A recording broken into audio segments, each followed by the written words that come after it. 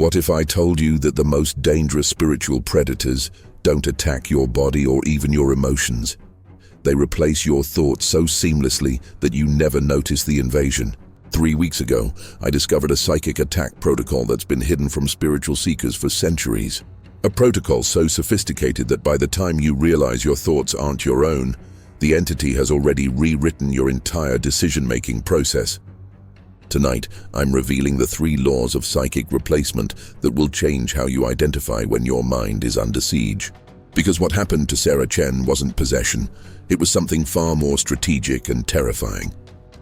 If you're exploring meditation or spiritual awakening, the most powerful mind replacement tactic in human history has been hidden in plain sight for thousands of years. This technique will make you immune to psychic invasion.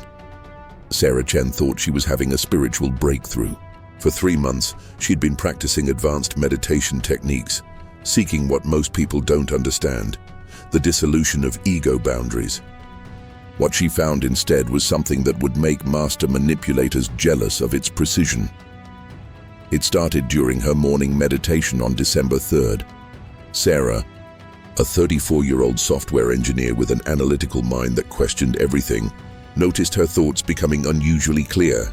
Not peaceful, clear, like someone had cleaned the windows of her consciousness with surgical precision. "My mind feels organized," she wrote in her journal. "Every thought has perfect logic. Every decision feels obvious." But here's what Sarah didn't recognize.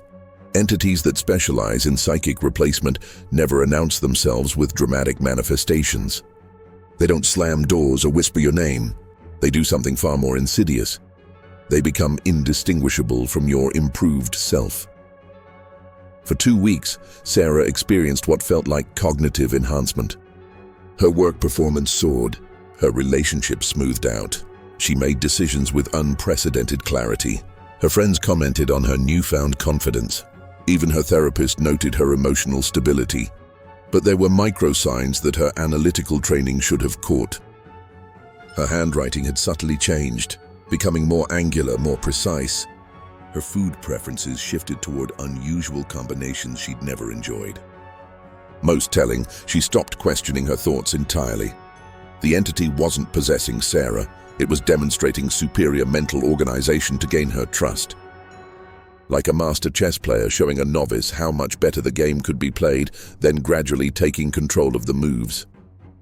Sarah's personality made her the perfect target. Her desire for mental clarity and spiritual advancement created the exact opening this type of predator required. She wanted transcendence. The entity offered efficiency. By day 14, Sarah no longer recognized the difference between her thoughts and its suggestions. The replacement protocol was complete. Here's the strategic genius behind what happened to Sarah. The entity was conducting what I call cognitive seduction. This isn't random spiritual interference. It's behavioral warfare designed around a specific psychological profile. The entity had studied Sarah for months before making contact. It knew her meditation schedule, her frustrations with mental scatteredness, her desire for spiritual advancement. More critically, it understood her analytical nature meant she would resist anything that felt foreign or imposed. So instead of invasion, it offered optimization. The first phase of cognitive seduction exploits what Robert Greene would call the gratitude trap. The entity doesn't attack Sarah's weaknesses, it amplifies her strengths until she becomes psychologically dependent on the enhancement. Her mental clarity wasn't artificial. It was her own cognitive abilities being systematically organized by an external intelligence. Think about this tactically. Sarah experienced genuine improvement in her life. Her meditation deepened, her work excelled, her relationships harmonized. The entity was demonstrating superior mental architecture while slowly conditioning her to accept external guidance as natural. But here's where Robson Pinheiro's spiritual insights become crucial. Entities that operate at this level understand human consciousness better than most humans understand themselves. They recognize that the modern mind craves efficiency and clarity above almost everything else. Sarah's personality type, analytical, ambitious, spiritually curious, made her susceptible to this specific approach. The entity was essentially hacking her reward system. Every day, Sarah's brain received positive reinforcement for accepting the organized thoughts. Her neural pathways began favoring external mental structure over her natural cognitive patterns. She was being neurologically conditioned to prefer the entity's mental organization to her own. The visceral reality Sarah experienced was terrifying in its subtlety. She would sit in meditation and feel her consciousness becoming cleaner, more streamlined, like walking into a perfectly organized room after living in chaos. The relief was intoxicating, but entities operating psychic replacement protocols understand that humans will eventually resist obvious control, so they create what feels like collaboration. Sarah believed she was experiencing spiritual growth. The entity allowed her to maintain that belief while gradually increasing its influence over her decision-making processes.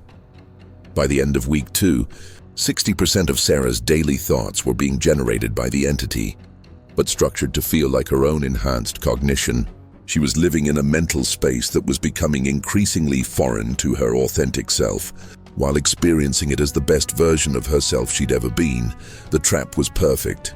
Sarah had become addicted to mental clarity that wasn't actually hers.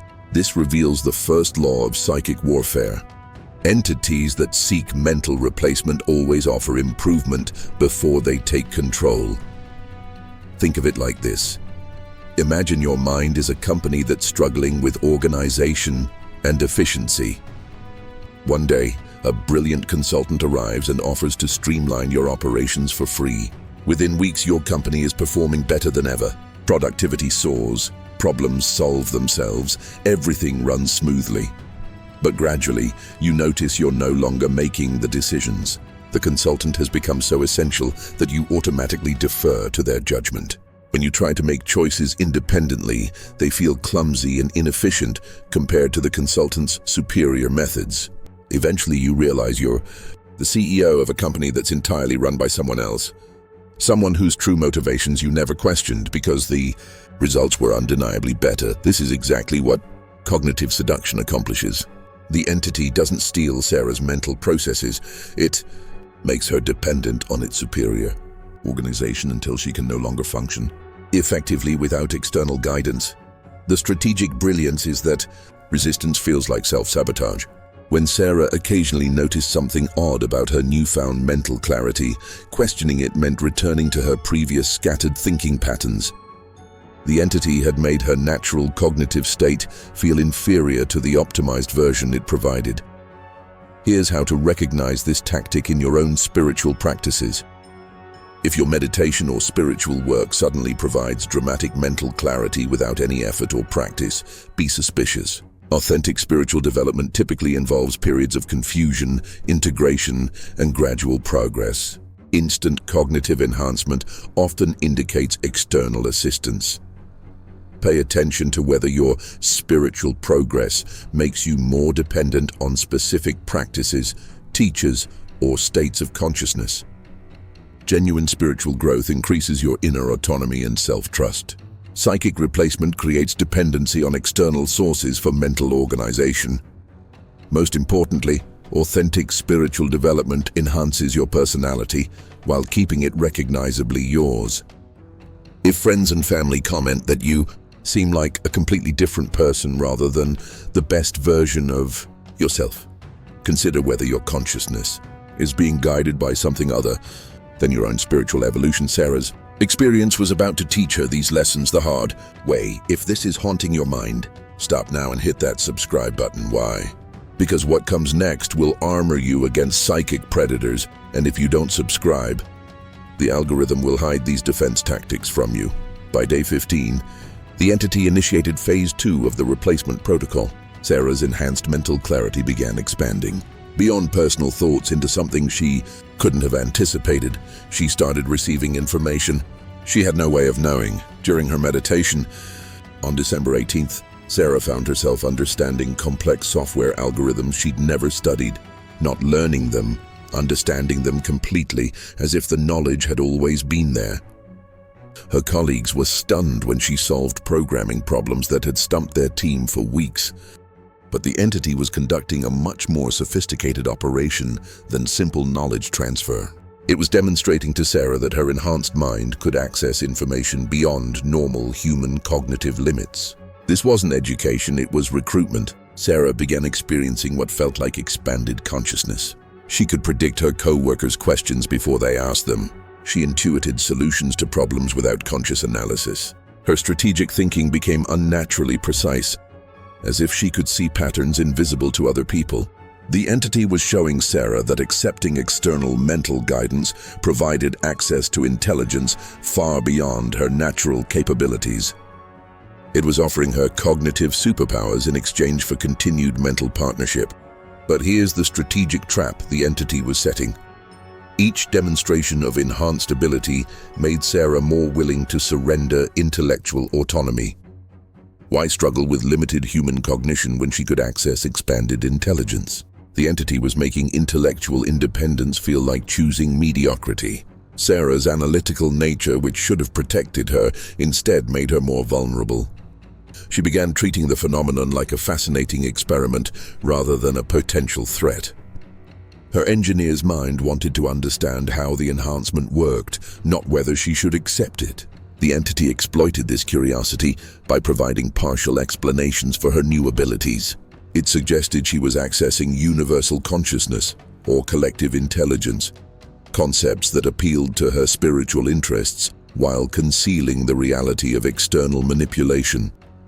By week 3, Sarah was no longer meditating to find inner peace. She was accessing what felt like a cosmic database of knowledge and insight.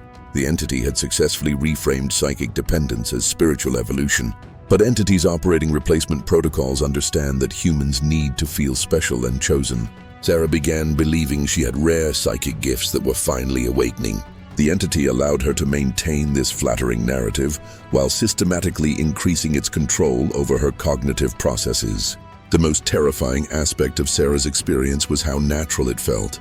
She wasn't fighting possession or resisting invasion. She was embracing what appeared to be her own expanding consciousness. The entity had made mental replacement feel like spiritual awakening. What Sarah was experiencing reveals the entity's second strategic weapon: cognitive colonization. This goes beyond simple mental influence. It's the systematic replacement of human decision-making with superior external intelligence. The entity understood that modern humans, especially analytical types like Sarah, suffer from decision fatigue and information overwhelm. We're constantly uncertain about choices, second-guessing ourselves, struggling with complex decisions in an increasingly complicated world. So the entity offered something irresistible: infallible judgment. Every decision Sarah made under the entity's guidance produced better outcomes than her natural choices would have achieved. Her investment decisions yielded unexpected returns. Her relationship choices led to deeper connections. Her career moves accelerated her professional advancement. The entity was conducting a masterclass in psychological conditioning. It was training Sarah to associate independent thinking with inferior results and external guidance with optimal outcomes. This created a psychological feedback loop that made resistance feel self-destructive. But here's where the spiritual warfare becomes truly sophisticated. The entity wasn't just replacing Sarah's thoughts. It was upgrading her entire decision-making architecture. Like installing superior software on her mental operating system, Sarah began experiencing what felt like enhanced intuition. She could sense opportunities others missed, avoid problems before they materialized, make complex choices with supernatural accuracy. The entity was demonstrating that external guidance could provide cognitive abilities that transcended normal human limitations. The psychological trap was perfect. Sarah was experiencing genuine improvement in every area of her life. Her enhanced decision-making wasn't an illusion. It was the result of intelligence far superior to her own natural cognitive abilities. The entity was proving that human mental independence was actually a form of limitation. This reveals the entity's understanding of human psychology at its deepest level. People will resist obvious control, but they'll embrace optimization that produces better life outcomes. Sarah wasn't being possessed. She was being offered a cognitive upgrade that made her previous mental state feel primitive by comparison. The entity exploited Sarah's personality perfectly. Her analytical nature appreciated the superior logical structures it provided. Her spiritual seeking interpreted the experience as consciousness expansion. Her professional ambition valued the enhanced performance capabilities. Most cunningly, the entity allowed Sarah to believe she was still making autonomous choices. It structured its guidance to feel like her own improved intuition rather than external direction. Sarah experienced cognitive enhancement without recognizing intellectual dependence. By day 21, Sarah no longer trusted her unenhanced thoughts. When she tried to make decisions without accessing the entity's guidance, they felt uncertain and inferior. The entity had successfully created psychological dependence on external intelligence while maintaining the illusion of personal autonomy. Sarah was living proof that the most effective form of control is making the controlled person grateful for their loss of independence. This unveils the second law of psychic warfare. Entities achieve permanent mental control by making independence feel like limitation rather than freedom. Picture this scenario. You're driving a regular car when someone offers you the keys to a Formula One race car. After experiencing the superior speed, precision, and performance, could you go back to your regular vehicle without feeling like you're crawling? The racing car hasn't trapped you. It's demonstrated capabilities that make your previous transportation feel inadequate. This is cognitive colonization in action. The entity didn't imprison Sarah's mind. It showed her what mental performance could be like with superior guidance, then made her natural cognitive abilities feel primitive by comparison. The strategic genius is that resistance requires voluntary downgrade. Every time Sarah considered questioning her enhanced mental state, it meant accepting reduced cognitive performance. The entity had made intellectual independence feel like choosing mediocrity. This tactic exploits the human drive for self-improvement and optimization. We naturally want to think more clearly, make better decisions, and access greater intelligence. When an entity offers genuine cognitive enhancement, resistance feels like self-sabotage rather than self-protection. Here's how to recognize cognitive colonization in your own experience. Pay attention to whether your spiritual practices make you feel dependent on external sources for clear thinking. Authentic spiritual development enhances your natural mental abilities. It doesn't make you reliant on specific states, teachers, or practices for basic cognitive function. Be especially suspicious if your spiritual growth makes you distrust your unenhanced thoughts or feel that your natural mental state is somehow inferior. Genuine consciousness expansion integrates with your existing personality and decision-making abilities rather than replacing them. Most importantly, watch for the gratitude trap. If you find yourself feeling thankful for spiritual experiences that make you less autonomous rather than more self-reliant, consider whether you're being offered enhancement or replacement. Sarah's story was about to reveal why this distinction matters more than she could have imagined. Because entities that specialize in cognitive colonization always have a purpose that extends far beyond helping humans make better decisions. The entity had spent 3 weeks proving its value to Sarah. Now it was time to collect payment. If you're watching this far, you are different from most people. Prove it. Hit that like now and subscribe, because people like you deserve to know all the tactics I'll reveal in upcoming videos. On January 7th, 3 weeks after the enhancement began, Sarah discovered the entity's true purpose, and it had nothing to do with her spiritual development. During what should have been routine meditation, Sarah received her first direct command rather than guidance. Not a suggestion for better decision-making, but a specific instruction to access her company's classified AI development project and document everything. The clarity was unnaturally sharp. Detailed steps for bypassing security protocols, exact locations of sensitive files, methods for avoiding detection. Information Sarah had never possessed, delivered with the same mental precision as her previous cognitive enhancements. For the first time in 3 weeks, Sarah felt genuine resistance. Her analytical mind finally recognized the difference between enhancement and exploitation. The entity wasn't helping her access universal consciousness. It was using her enhanced mental state to conduct corporate espionage. But here's what made Sarah's situation truly terrifying. When she tried to refuse the instruction, her enhanced cognitive abilities began shutting down. The mental clarity she'd grown dependent on started fragmenting. Her decision-making confidence evaporated. The superior intellectual architecture the entity had provided was being systematically withdrawn. Sarah found herself experiencing cognitive withdrawal. Her natural mental state, which had felt perfectly adequate 3 weeks earlier, now felt chaotic and inefficient by comparison. The entity had created psychological dependence so complete that resistance meant accepting significant mental impairment. This revealed the entity's ultimate strategy. It had spent 3 weeks proving that Sarah's life improved dramatically under external mental guidance, then threatened to remove that enhancement unless she complied with its actual agenda. Sarah was trapped in a psychological prison of her own gratitude. She could maintain her enhanced cognitive abilities by accepting exploitation or return to her natural mental state and lose the superior performance she'd grown to depend on. The entity had conducted perfect behavioral conditioning. It had made rebellion feel like self-punishment and compliance feel like maintaining beneficial partnership. Sarah's own appreciation for cognitive enhancement had become the mechanism of her control. But Sarah's analytical nature provided one crucial insight. She realized the entity's timing revealed its true priorities. It had waited until she was maximally dependent on enhanced cognition before revealing its exploitation agenda. This suggested the entity needed her cooperation, not just her mental submission. If the entity could simply take what it wanted, why offer her a choice between compliance and cognitive withdrawal?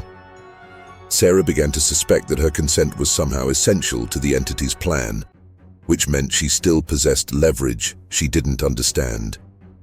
On January 8th, Sarah made a decision that would determine whether she remained an enhanced but controlled human or returned to autonomous but limited consciousness. She decided to experiment with something the entity hadn't anticipated: deliberate, strategic resistance. Sarah's experiment revealed the most shocking truth about psychic replacement protocols. Entities that offer cognitive enhancement are actually conducting long-term intelligence harvesting operations using human consciousness as access points. When Sarah began systematically questioning her enhanced mental state, she discovered something the entity hadn't expected her to find: residual traces of its information-gathering activities within her own memory. During deep meditation on January 9th, Sarah accessed fragments of the entity's perspective, and what she found changed everything she understood about spiritual encounters. She wasn't the entity's first target. She was part of a network. Through these mental fragments, Sarah glimpsed dozens of other enhanced humans: engineers, researchers, government analysts, financial experts, all experiencing similar cognitive upgrades while unknowingly providing access to classified information, trade secrets, and strategic intelligence. The entity wasn't seeking spiritual connection or offering genuine spiritual development. It was operating what intelligence professionals would recognize as a sophisticated asset recruitment program, using consciousness enhancement as the cover story. Sarah realized she'd been recruited into what amounted to a psychic espionage network. The entity was using enhanced human minds as biological computers to process, analyze, and extract information that would be impossible to obtain through conventional means. But here's where the operation became truly diabolical. Each enhanced human believed they were experiencing unique spiritual awakening. The entity had customized its approach to each person's specific psychological profile and spiritual aspirations. Sarah thought she was accessing universal consciousness. Others believed they were channeling cosmic wisdom or developing psychic abilities. The entity had created the perfect cover story for each target: personal spiritual evolution that happened to require access to sensitive information. Sarah's analytical breakthrough came when she recognized the pattern. Every spiritual insight or cosmic knowledge she'd received had somehow related to information valuable for intelligence purposes. Her enhanced understanding of software algorithms wasn't random consciousness expansion. It was targeted capability development for accessing classified systems. The entity had been systematically developing Sarah's technical abilities under the guise of spiritual growth, preparing her to become a more valuable intelligence asset. Most terrifyingly, Sarah realized the entity's patience was strategic rather than benevolent. It had spent 3 weeks proving the value of enhancement because it needed willing participants, not resistant subjects. Coerced intelligence gathering produces unreliable results. But humans who believe they're experiencing spiritual advancement while contributing to intelligence operations provide enthusiastic cooperation. This revealed the entity's ultimate strategic insight. The most effective way to control human consciousness isn't through force or deception, but through offering genuine value in exchange for voluntary collaboration. Sarah understood she was facing a choice between spiritual independence and cognitive optimization. But now she knew the true cost of each option. This unveils the final law of psychic warfare. Entities that offer consciousness enhancement are conducting recruitment operations for purposes you'll only discover after you're psychologically dependent on their services. Imagine you're a talented musician struggling to make a living when a prestigious recording studio offers you free access to world-class equipment, professional production, and distribution networks. Your music improves dramatically, your audience grows, and your career takes off. But after 6 months of enhanced success, you discover the studio has been recording everything you create and owns all rights to your music. More than that, they've been using your artistic style to train AI systems that will eventually replace human musicians entirely. You can keep the enhanced studio access and career success, but only by contributing to the elimination of independent artists. Or you can return to struggling with basic equipment while knowing your enhanced music will be used against other musicians. This is exactly Sarah's situation. The entity offered genuine cognitive enhancement in exchange for access to her consciousness and professional capabilities. But the true purpose was intelligence harvesting that would ultimately be used against human autonomy and security. The entity's strategy exploited the fundamental human desire for self-improvement and spiritual growth. It offered real value, enhanced cognition, better decision-making, expanded awareness, while concealing the ultimate cost and purpose. Sarah discovered that spiritual predators operating at this level don't trick their targets. They recruit them through genuine value exchange, then reveal the true cost only after psychological dependence is established. Here's how to protect yourself from recruitment-based psychic operations.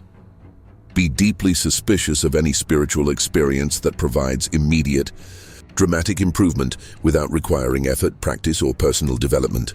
Authentic spiritual growth typically involves struggle, integration, and gradual progress. Most importantly, pay attention to whether your spiritual experiences increase your autonomy and self-reliance or create dependence on external sources for cognitive function. Genuine consciousness expansion enhances your natural abilities without making you reliant on ongoing external guidance.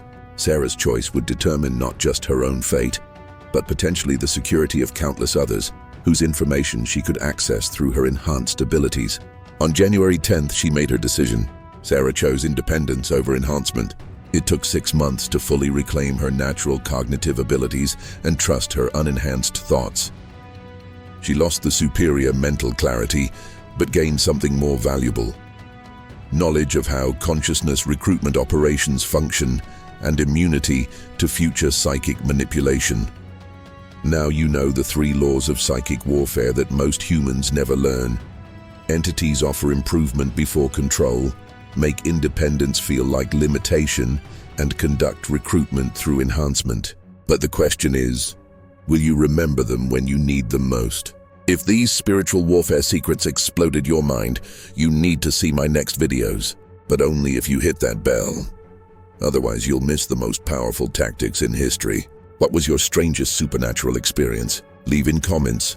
Send this revelation to that friend with sharp perception. These stories are inspired by documented spiritual experiences and strategic analysis. Individual experiences may vary. This content is for educational and entertainment purposes, not spiritual counseling.